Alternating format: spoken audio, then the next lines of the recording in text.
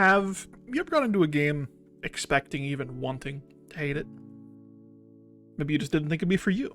Or you're a contrarian that doesn't like things that are popular. Perhaps you're like me. You've been burned so many times that you've embraced the general apathy that many people possess in a sea of derivative, unimaginative, often unfinished drivel produced by overworked, underpaid developers at the mercy of uninterested money men who just want a return on their investment. This is, of course, not a issue unique to the games industry, but we're not here to have a philosophical discussion. We're to talk about video games. I've always loved history, so the premise of New World immediately grabbed my attention. The idea of being a colonist in a fantasy version of the New World was right up my alley. Not to mention the fact that I've been struggling to replace Black Desert as my MMO of choice for the better part of 3 years, with nothing up to this point able to fill that void. New World has a lot of advantages. It's being made by Amazon, so it's got the funding. I love the vision and their plans for the game highlighted in their dev diaries, and the premise is unique. All these things together make for a game that is oozing with potential. With all that said, this is an MMO in today's market, so I tried to keep myself from getting too excited. Like mentioned previously, I spent the last several years in a love-hate relationship with Black Desert Online, seeking pretty much the whole time to replace it with another MMO. BDO, of course, has enjoyable elements. Nobody would play a game that doesn't have any fun to it. But the developer failing completely to respond in a timely manner, or at all, to player feedback, and an infatuation with cash shop goblinhood is incredibly off-putting. Other games like Rainbow Six Siege or World of Warships suffer from the same problem. Developers failing to respond timely, or at all to player feedback, and either making changes in response to raw data, completely ignoring player experience, or catering to a player base that simply doesn't exist. This often creates an environment where it feels like the people making decisions either don't understand, or simply don't play their own game. You might say at this point, what is this? I came here for a New World review. Well, for those that don't know, New World has gone through a great deal of change during its development. It originated as an open world sandbox similar to Albion Online, with full loop PvP, and has evolved through feedback and testing into a game that rewards open world and structured PvP, while not punishing the player too hard for dying. A multitude of instance and open world dungeons encourage group content, but the widely improved system for PvP than what we saw just a year ago in the preview. AGS has proven time and time again that they can listen to player feedback, make improvements in a timely manner, and show that they have the ability to make something great. It's a sad thing in today's world, where these assumedly simple qualities of responding to feedback are held in such high regard, especially in a market of MMOs where an above-average example is seen as a masterpiece. I began this admittedly long-winded introduction, because I wanted to share my frame of mind to better illustrate why New World in my eyes has so much potential. The foundation that this game rests upon is fantastic. I'm more excited for the release of New World than I have been for any other game in a very long time. What immediately struck me in the beta is the design of the world itself. YouTube compression does not do this game justice. It is breathtaking. As you roam around the map, you can hear the sounds of trees being chopped in the forest, people fighting in the distance, and these systems work in tandem to produce a world that feels real. This is some of the best sound design I've heard in a game in a very long time.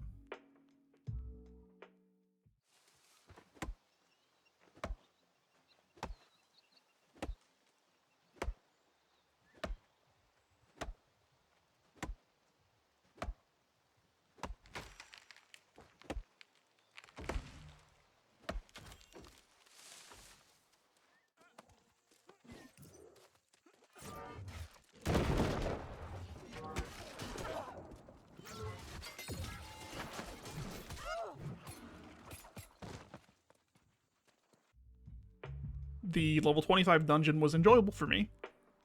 Hidden chests gave you a want to explore, while the final boss was challenging and had mechanics to learn. Of course, take this with a grain of salt, because my exposure to PvE content in MMOs is almost exclusively BDO, so that's like saying a bottle of pee is refreshing while being stranded in the desert. But it was enough for me. I didn't have a chance to play the later dungeons, as I was more focused on trying things out and not blowing through all the content before launch. But from what I've seen through videos and streams, it's looking very promising. The game also boasts several open-world dungeons that are suitable for different levels, giving players the opportunity to group grind and progress with friends. I look forward to trying this out more when the game launches in September. The leveling for weapons, characters, and life skills felt pretty well paced. It was enough so to the point where it wasn't too easy, but also not so slow that it felt mind-melting. I've heard that levels 50 to 60 felt a lot more grindy, but I didn't progress that far to experience it myself. I will say that it's been confirmed the story quests are being extended to higher levels, which will most likely help with this issue. The only concern I have is that the leveling for skinning seemed a little fast. There were several people that carved out max skinning in about 10 days, which is insane.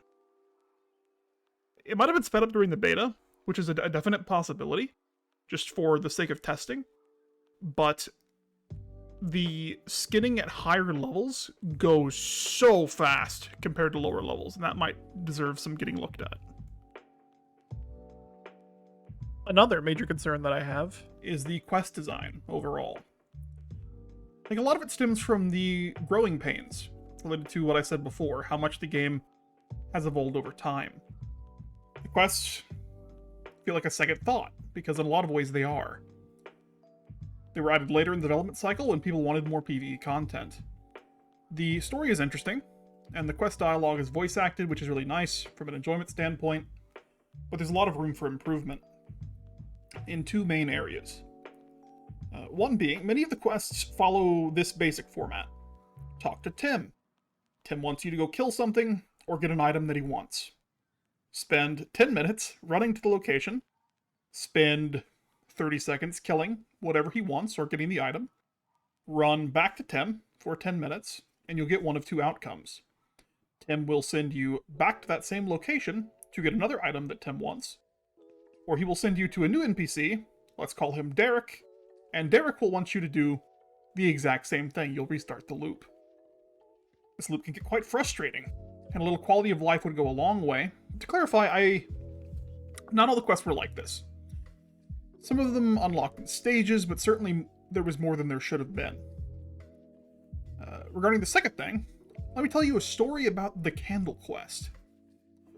When Arcade Unchained released, there was a quest where you had to blow out a candle. This quest locked your progression to a certain point. You know, blow out a candle, easy enough, right?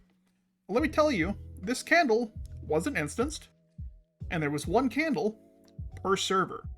And this fabled candle had a respawn timer of 5 minutes, which means that 12 people could progress past this quest per hour.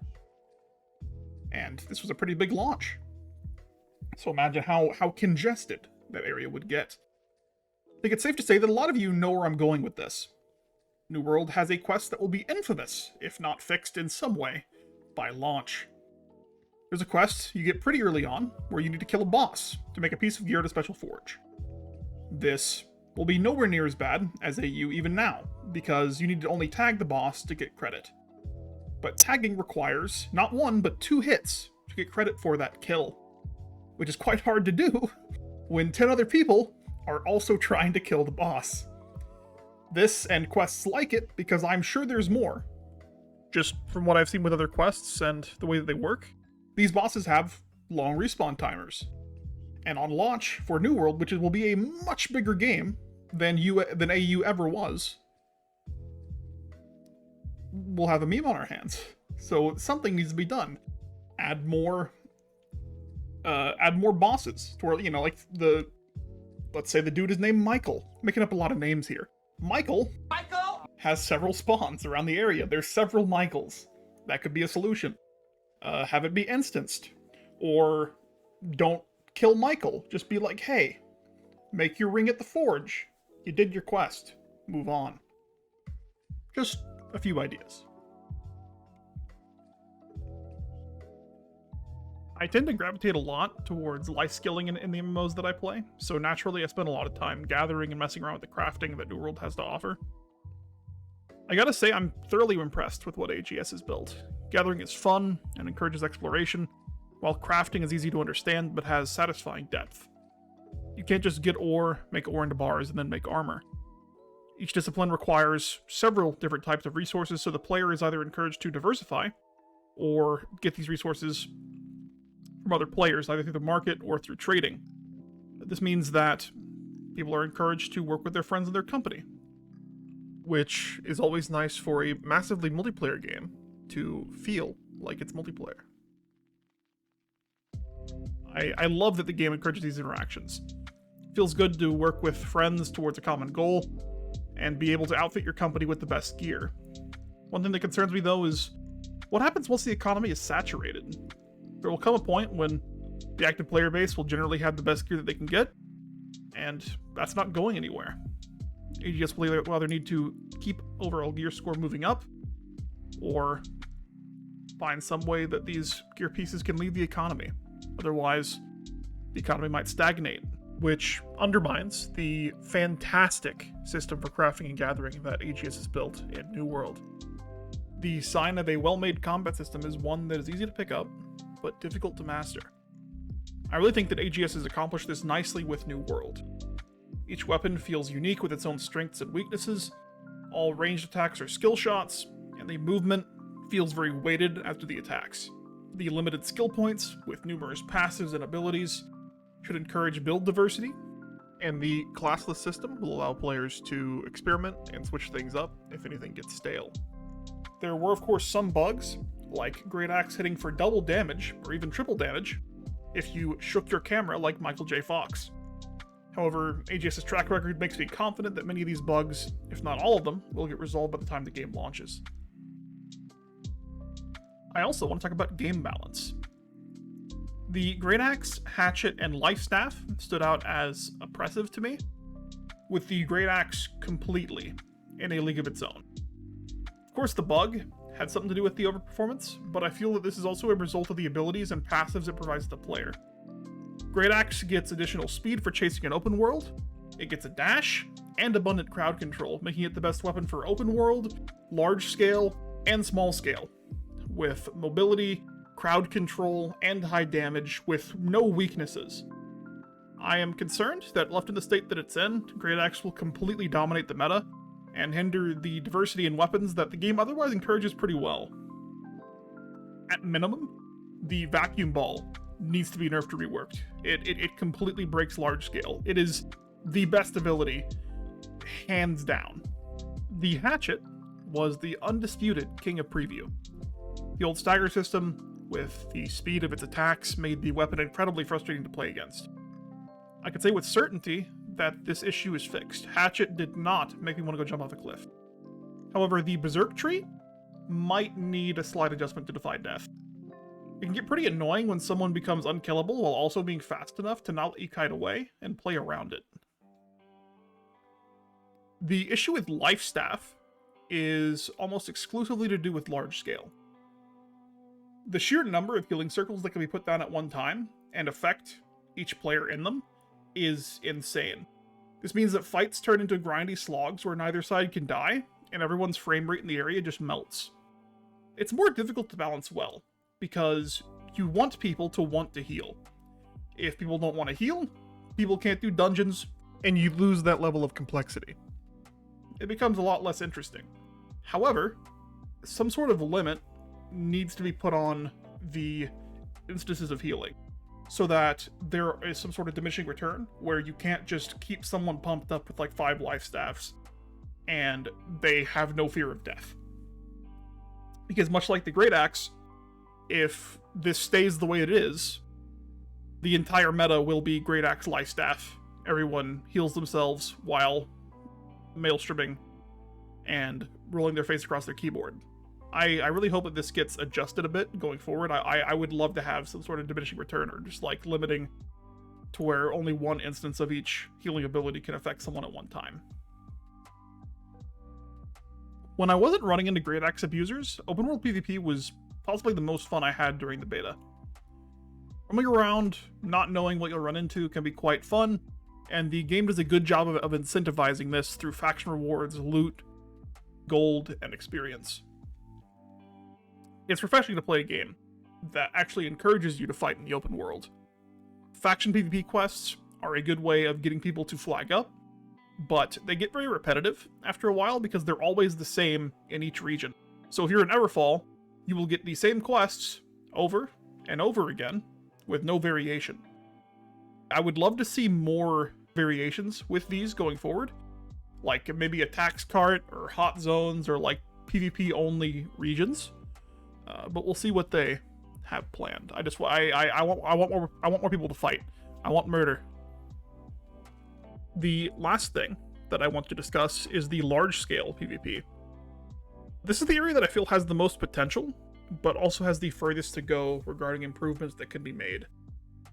The servers and my PC definitely had a hard time with the massive balls of healing circles.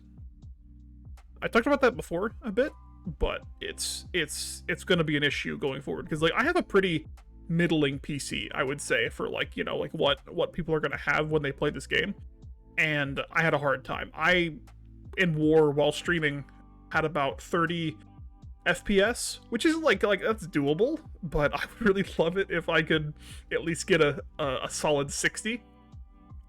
If this is not addressed by launch, it's going to be an issue. The healing circles themselves, if they do get nerfed, I think will help with this, because it really does seem like a lot of the frame issues are somehow linked to those circles, as well as like the server desync. I think a lot of that is linked with it. Wars also seem very defensively skewed. This, of course, may just be my experience with the beta, because we were pretty uncoordinated in my faction, and because it was beta, people didn't grind as much, so like they weren't as high level. So it could just be that we were just getting rolled because they had higher levels and better organization. But at minimum, better performance will make a huge difference. I would really love that. At least better servers, better server latency, and maybe more frames. AGS Plus. I spent just under 100 hours in the closed beta test, and ever since I've had the itch to play more. I've talked a lot about potential, and it's dangerous to buy into something on its potential alone. But the game that I played during the beta is already something that I could see myself putting hundreds of more hours into. I'm excited to see what HES does to build on the wonderful foundation that they've created, and I cannot wait to get stuck back in on September 28th.